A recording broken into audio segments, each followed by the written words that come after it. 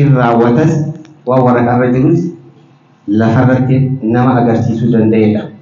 Magaalaa Galamsoo keessatti warri as keessa jirtan kun beektanii misooma waggaa tokkotti eegallee waggaa lama eegallee waggaa sadaffaa sadarkaa har'aa kana geenyee jira jechuudha.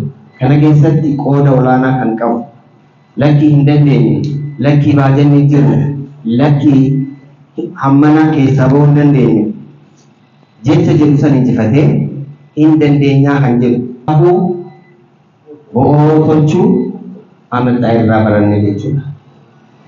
San durattis hojiileen eegalaman jiraatanillee akka magaalaa Galamsootitti yeroo duraatiif dhagaa lafa hafee uummatatti kan agarsiise amantaa.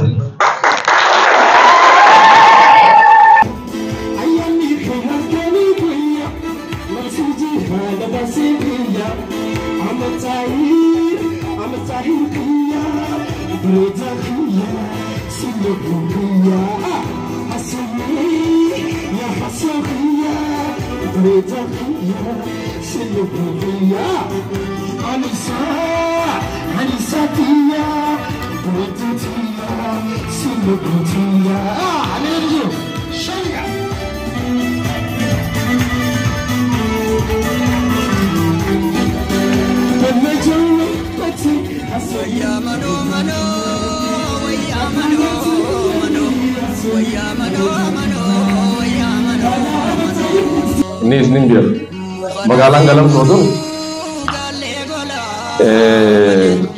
dhugaa dubbachuudhaaf maqaan isii maqaa guddaa hojii misoomaa isii keessa jiru immoo akka maqaa isiitiin magaalaan Galamsoo asirraa addunyaa irratti beekamu asirraa hanga Maqaleetti beekamu asirraa hanga Cinaaqsangatti beekamu asirraa hanga Mooyaaleetti beekamu garuu magaalaa Galamsoo tana gaafa laalu misoomni isii qaba isii madaalu maali amantaa magaalaan kun akka magaalaa taatu akka jijjiiramu itti yaadee osoo karoorsiin raawwatu magaalaa kana jijjiiruu keessatti akka magaalaan kun immoo magaalota godina keenyaa miti magaalaa isaanii fakkeenya taatu hojjechuu keessatti lafa dhabsiisuu keessatti tarree magaalaa keessatti hiriirsuu keessatti gahee olaanaa taasisuu keessatti gahee qaba waan ta'eef nutillee akkuma galatoomaa jechuun ni barbaada.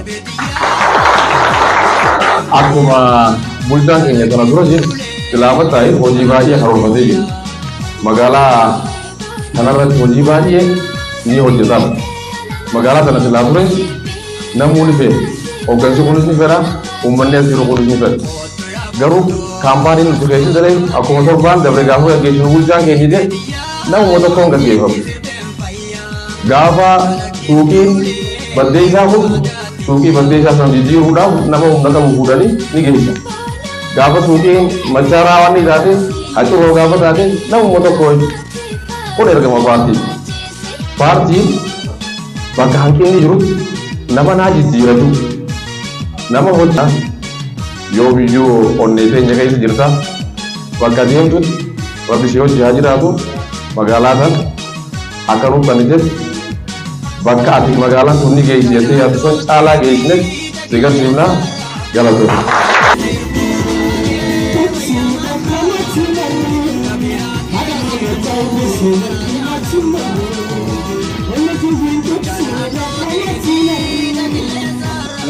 Magaalaa kana keessatti hojjetamaa jirti. Jetteenii kan akka seera tajaajilamtoonni kan ibsaa kan qabne akka sa'a lamatti ta'ee sa'a jala nuti murteessinee ifa baawusaa kan raabsinee mobilii qeerransa murteessinee magaalaa keessatti hojjetamaa deemnee galawwan waan barbaadu waliin jennee koree magaalaa keessatti hoggansa magaalaa keessatti keessatti uffata dhaabbiraa dhaabbiraa